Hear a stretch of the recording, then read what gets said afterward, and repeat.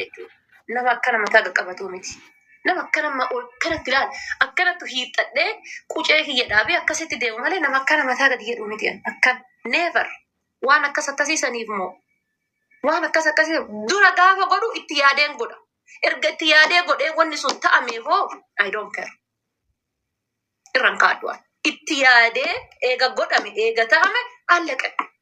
Ata sirratti gadi baaftee ani gaddee yookaan ani maraadhee yookaan ani ufajjeesee wanni dhufu jira. Hin jiru bal.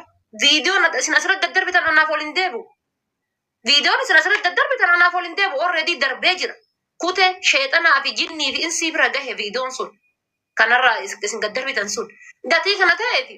Anammoo ekelee viidiyoo kiyya daddarbe jedhee wannummaan lubbuu tiyyatan argitee qaalii tiyyatan of cinquuf tokko hin jiru. Akkasitti yaadinaasan dogongortanii jirtan. Ammallee ammoo jechuudha usuu haasoftaniif usuu qaaxxaniif usuu eeddan isinit dhiiti. Usuu haasoftaniif usuu qaaxxaniif usuu eeddan isinit dhiiti. Osuma akkasin eeddan cuf jettanii dhiiraa dhalaadhaan. Dhiiraa dhalaadhaan osoo eeddan. Ammoo jechuudha tiyyatuun maaltu adda godhaa? Gaafiinati ta'u tiyyatana maaltu adda godhata namaa irraa? Ta Faaxumaa irraa, ta Khadiijaa irraa, ta Harargee irraa, ta Jimmaa irraa, ta Wallaggaa irraa, ta Walloo irraa tiyyatana maaltu adda godhee jennaan diqqaa fi guddaan akkasii isin maraachiti. Mee wannummaan akkasii isin maraachitu maali? Tiyyatuun wanni isin adda taate maali? Gatii affeemasa ta'eefi? Gatii affeemasa ta'eef immoo maali? Mee tiyyatana maaltu adda godha na hima? Waan tiyyatan adda godhu na himame. Warroonni dhiiraa dhalaadhaan kaleessa walii qabsiisaa akkasii maraataa turtan sun maaltu adda godha? Mee maaltu adda godha?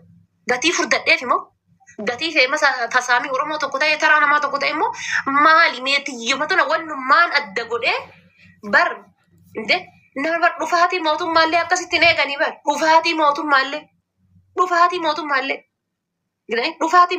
jechuudha. Akkasiin eeganii bar maal taata yaa saba kiyya anuma osoo gadi baate iyyuu jechuudha. Haati baatee tun takka dogongortee hin beektu. Mucattiin tuni nama kabajaati. Nama qaaliidha. Takka dogongortee hin beektu. Takka asirra waa balleessitee illee hin beektu. Akkuma amma booyuun kiyya sirraa keessan jechuudha. Namni hedduun doktoraan na beeka.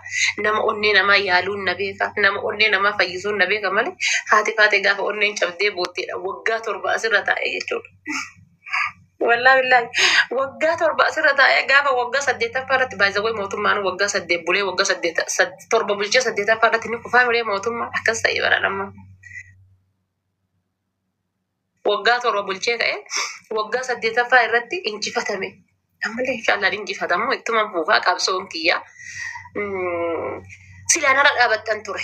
An akkas jedhee yaada. Amma sila osuma gadi baate iyyuu lakki ta'isiitii miti. Ta'isiitii miti. Gite harmi ka isin fakkaatu sarbaan ka isin fakkaatu jettanii bakkuma jirtu wayitiin ilaaltanii narraa mormitan jedhee yaada. Bakkuma jirtu wayitiin yoo mata furdatte hundi ta haati irraa duutee haati biraa badde hundi ta haadha faateeti jettanii asirra fiddanii.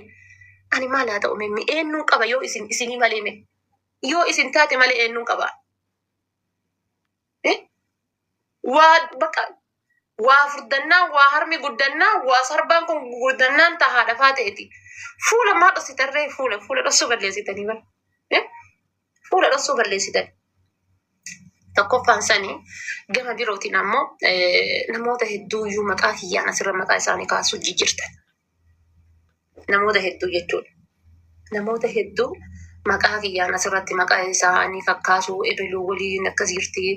Reeleeshinii akkasii ebeluu waliin qabdii gatii ebeluu waliin reeleeshinii akkasii qabduuf ebeluutu akkana godhee ebeluutu waan akkasii wanni jedhu wayii jira. Nama fakkeenyaaf asliin kaleessa gizee asirra dhufee waa'ee san dubbatu wallaahi kunoo anaaf aslii wal quban qabu. Anaaf asliin sa'a sanitti asliin naayyuu dawwalee maaltu uumame waatti haappinaan hin jenne jechuudha. Wal quban qabnu aslii. Sirriidha namaan itti dhiyaadhu wayiitiin asliin wal beekaa wal beekaa.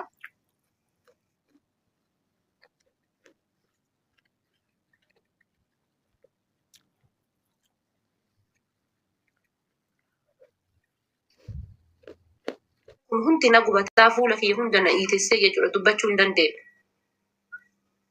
Asirraa laayifii seereedhee anumaa karoorfadhee jiru asliin kiyya kama bahee bun bun bun bun bun godhu arge.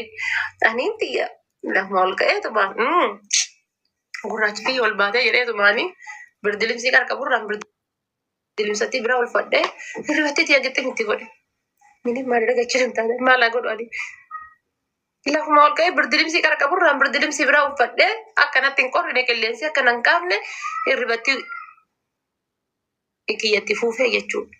Wallaahi quban qabu. Quba waliin qabna asiriidhaan saasan jechuudha. Meebi wanni qara ture wayii haa wal dhabbii ta'uu haa wal wanna jechuu ta'uu haa aaruu maal jedhu kuma sanniin irraa ta'uun ooluudhaani malee asliimmaanuu saasanitti ta'uun ooluudhaani malee waan na quba qabu tokko illee qabu. Ammallee yoo ta'e illee gima sanuuyyuu ta'e jidduu jaarsaa jaartii yookaan ammoo jidduu nama wal jaalatu lamaan ka beeku rabbuma tokkicha. Meebi nama waadaa walii qabuu wayiitii wal dhabuu danda'a. Dhimmi biraa dhimma dhuunfaa wayii jiraachuu danda'a. Jidduu keessattuu keessa kiyyaan yeroo baay'ee baasee namatti himadhu waan ta'eef rabbitu beekaa jechuudha. Rabbumatu beeka. Namni beeku tokko hin jiru. Sini galee jira dhimmi biroo saniin alatti kasan caalu jira jechuudha. Ammallee taanaan ni tura malee ni uraa jette sani boombiin. Ammallee taanaan dhimmi akkasitti sa'aasanii fi ana mataa kiyya na jeeqeetiin obsuu dadhabeetiin asitti baheetiin ija keessan afoo dhaabadheef sani dhimma sani inshallah gara fuulduraallee kama dubbadhuu fi kama dhageettan ta'a. Booyaa osoo hin taane gaafas ammoo kolfaatiin isinitti hima.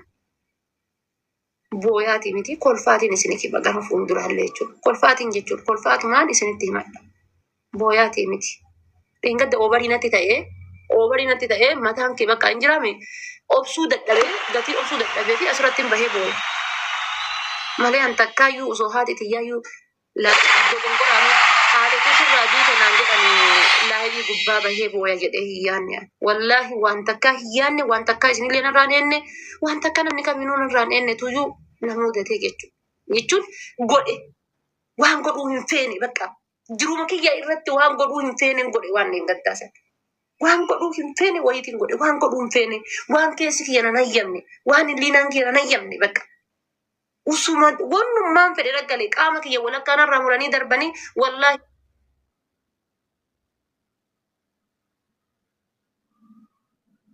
Waan hin godha jedhee hiyyaanne wanni sun. Bakka asirra bahee booyee namni fuula kiyya waan badaan argitan jedhee hiyyaanne. Warri ammoo akka isin yaaddan isinii taate galatoomaa. Warri ammoo maal taate jettanii rifattanii fi keerimaa fi oma dikkoo waan lafaatiin na aarse waan lafaatiin na aarse sanumatuyyuu obsa na dhooggisiise. Obsan dhabbi bakka. Waan yeroo dheeraa obsitee jettu tokko hin jiraa miti. Waan lafaatiin na aarse malee akkam asliin jedhesan yookaan ammoo namni karaa jaalalaatiin na taphatee kabbadaa fayyada gammadaa himaxaal min chiggira allaa. Namni tokko yoo deeme maalirraa fudhatee deema jaratichi. Sirriidha. Namaa waliin waadaa qabaachuu danda'a. Namaa waliin jaalalaan jiraachuu danda'a. Yoo inni deeme tawakkaltu lillaahi hin jedhee jiraadha.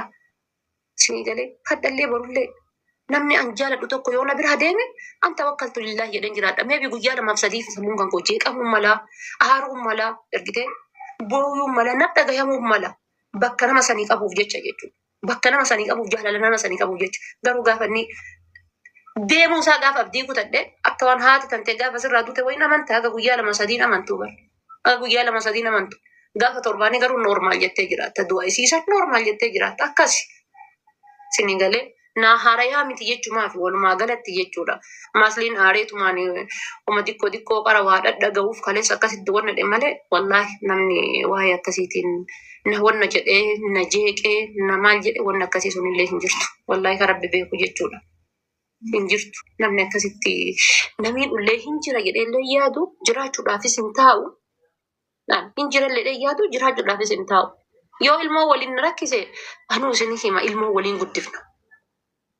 Sinii galee yoo ilmoo waliin rakkise yoo ilmoo na darbee deeme ilmoo waliin guddifna isinitti hima. Wallaahi isinitti hima. Waliin guddifna ilmoo. gaafa waa ijaasaa wayii buufadhee ilmoo waliin na rakkisee deeme saba kiyya ilmoo waliin na rakkisee deeme inni kun kunoo kanaa jedhee afaan guutuudhaan ol bahee ekeleetii gandi isaa ganda kana abbaa kootii fi haadha kootii itti nagenne jedhee qaanyii takka malee isinitti hima.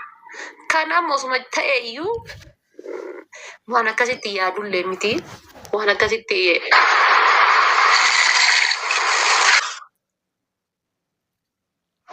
namichi gongalee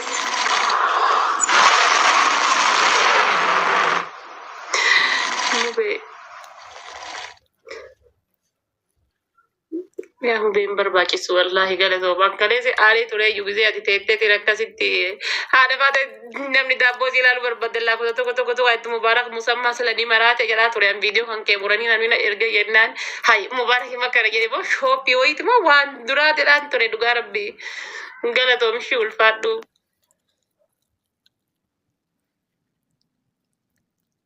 Rabbi isiniin jedhu yoo jiraate nama tokko maqaa kiyyaan asirratti kaastanii maqaa isaa waamtanii asirra namni tokko maqaa kiyyaan akka arrabamu barbaadu. Namni tokko maqaa kiyyaan qabamee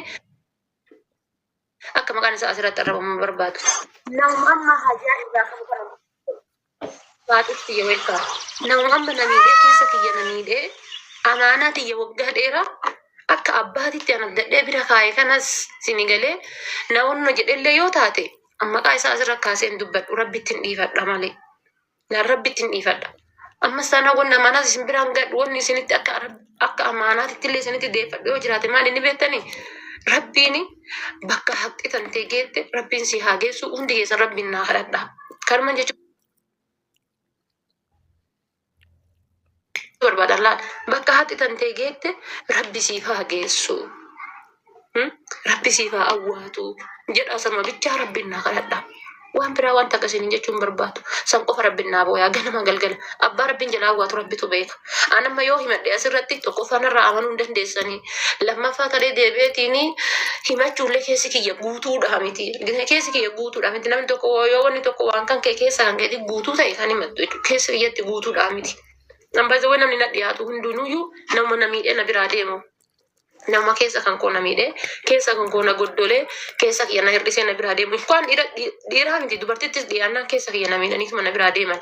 Kanaafan jecha ona keessa dukkana kana keessa banadheetiin akka urunguutii wanni jiraadhuuf jechuudha. Isinii galee gatii kana ta'eef wanni hundinuu bu'aa bahiin hundinuyyuu keerimaaf inshaallah waan biraa isiniin kadhadhu yoo dandeettan rabbiin gitanii rabbiin jechuudha. Abbaa ilmaan kiyya kana buusee fi bakka hatti tiyya geetteef bakka ani itti dadhabe rabbiin si haa geessu bichaa naa kadhadha. Du'aa inni seddeeffadhu tanu nama tokko asirra baastanii unkaan aslimaa illee yoo ta'e mubaarak himaan yoo ta'e reedima nama tokko maqaa kiyyaan kaastanii akka waa jettanii hin barbaadu. Wanni isin jettan bichaan rabbiin ni awwaata rabbiin danda'aadha ni awwaata rabbi. Abbaa awwaatu yoo ani tana jalaan awwaanni rabbiin abbaa jalaa awwaatu rabbi beeka. Bakka isin itti dadhabde argitanii bakka isin itti dadhabde bakka isin itti qaama qalbiin isiitti cabde san yaa rabbi geessiif jedhaati rabbumaan naa kadhadhaa. Kanumaan isiniin jechuu barbaadan ammallee burullee